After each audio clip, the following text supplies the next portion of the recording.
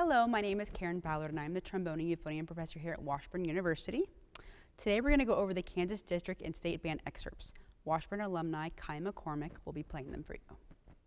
This year's selections come from Georges Allari's contest piece. He was a French composer in the late 19th century, and knowing this, it's important not to play the articulations too heavy. You got to keep it light. Before we go too far into it, let's talk about the errors on the sheet music because there are a few. Please make sure you have these notated on your part. In measure 11 of the piece, the correct note for beat 2 should be a concert F quarter note above the staff. In measure 53, the very last note of the measure should be a concert A natural, the top line of the staff.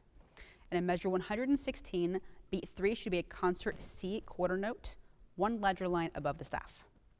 3 measures from the end, the first note of the measure should be a concert high B flat, because sometimes one of the ledger lines is missing, so it may look a little weird like a concert G, but it's a B flat. Okay, well, let's get to it.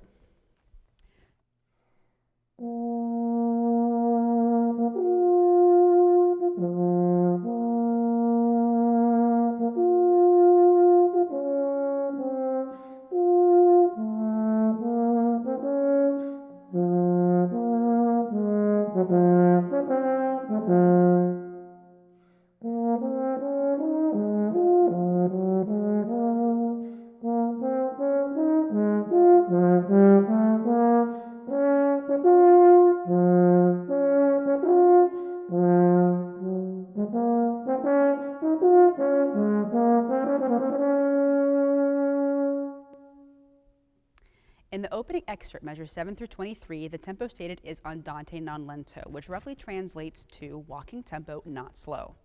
We still want to make sure that there is a contrast, though, in tempo between this section and the rest of the piece, so we don't want to go too fast either. Kai will be playing it at quarter note equals 78.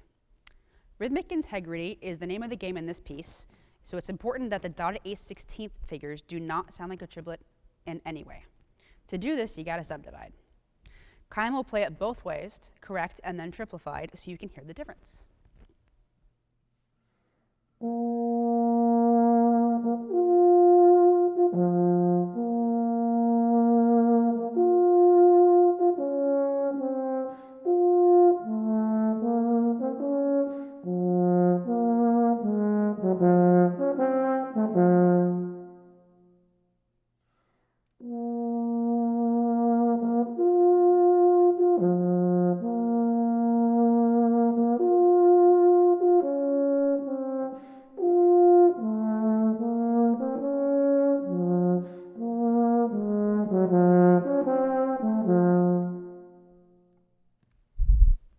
Measures 15 through 18, let there be some contrast in both style and dynamics to make it more interesting for both you and the listener.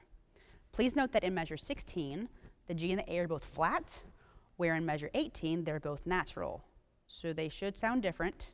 Don't let them sound the same. Next up is the quintuplet. How do you count that? There are numerous ways to count that rhythm.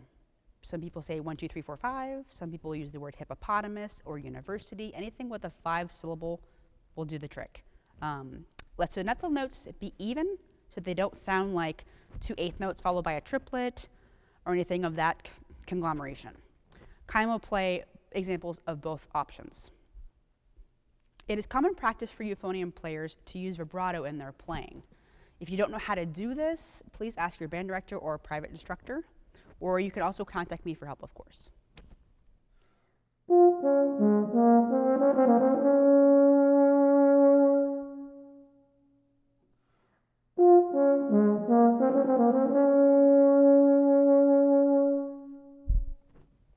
The next excerpt is measures 52 through 63, Allegro Energico. Can be interpreted as fast or quickly, with energy, energetically. Some metronomes say Allegro is 110 through 132, while others say 120 through 156, so there's a lot of wiggle room. And while I suggest for this excerpt the quarter note is 132, which is how fast we'll go today, it's important to always never go faster than you can play cleanly. Playing fast can sound impressive, but not if you're tripping over half the notes. Each note should have a clear front and be centered. If that can't be done at the tempo you want to play it at, then you need to drop it a few notches and do it at the tempo you need to play it at. Now with this section, make sure in measure 52 that the eighth note on the and of 4 is indeed an eighth note and not played as a triplet figure. Once again, to achieve this, you gotta subdivide. Kaima will play examples of both ways for you to hear the difference.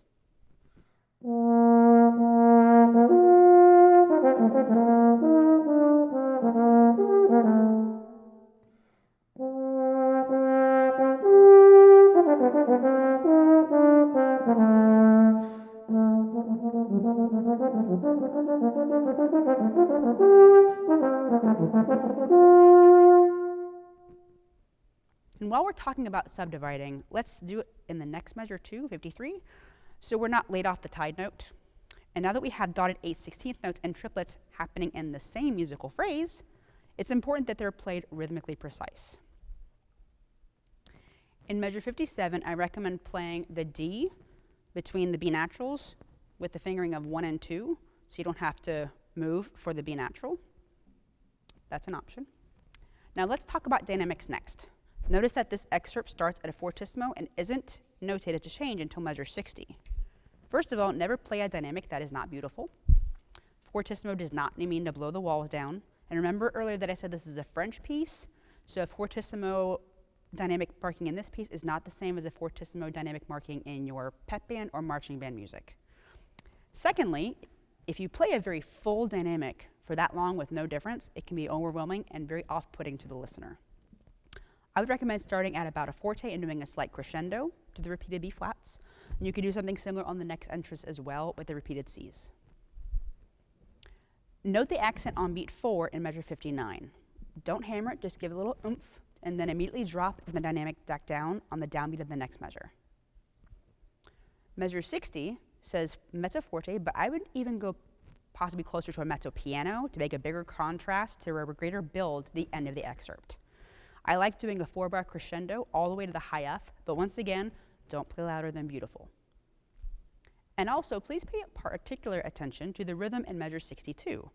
Don't be laid off the tied G, and then make sure that the dotted 8/16 notes are not played like triplets.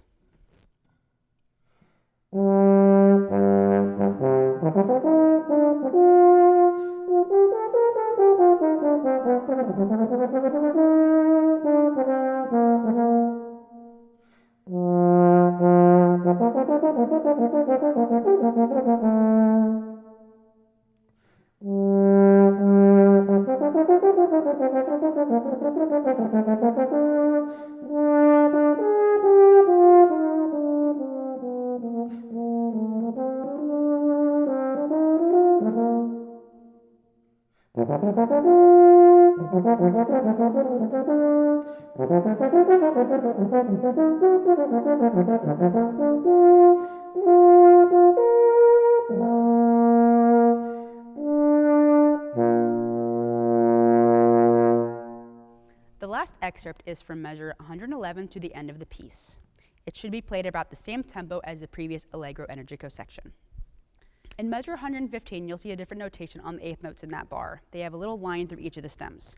This notation means that you take the value of the note head and play 2 notes instead of 1, so in short, 16th notes. The first 6 notes of the bar, all except the quarter note on beat 4, will be all 16th notes. So it's common practice for this bar to be played double-tongued. I recommend the syllables tuku-tuku or dugga-dugga, because if you're only single-tonguing this bar, it's possibly going to slow down because your tonguing it just can't keep up. So you might need to go slower if that's the case. Now that being said, remember that you shouldn't go faster than you can play cleanly. So you need to take the whole excerpt down, not just that bar. When the tongue interacts with the air, it can cut it off completely if you're not careful. So please allow the air to lead the way and let the tongue just ricochet off of it, not to obstruct it. When you play a wind instrument, the wind is very important. Watch out for the style change in measures 128 and 29, and don't let them sound swung.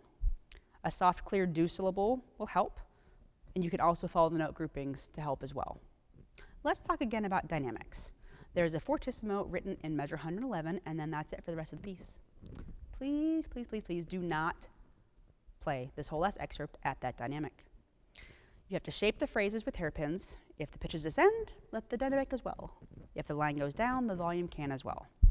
I like to bring the dynamic down in measure 118 and then build it all the way to the high A flat in measure 126. And then after the A flat, I like to decrescendo the line down to 122. Then I like to come back on the triplets at a solid forte, and then do a steady build to the high B flat at the end. Now keep in mind that the notes after the high B flat are going to sound softer because they're a great deal lower in pitch, but we don't want that effect because it would ruin the end of the piece. So keep the intensity and energy up all the way to the end of the last B flat. I prefer to put a small retard on the last two notes for a more decisive and deliberate ending. Playing the D half note slightly longer in duration will help achieve that effect. Well, there you have this year's Kansas District and State Band audition excerpts for euphonium. I hope this brief tutorial has helped you, and if you have any questions about anything I said, please feel free to contact me. Good luck on your audition, and don't forget to have fun making music.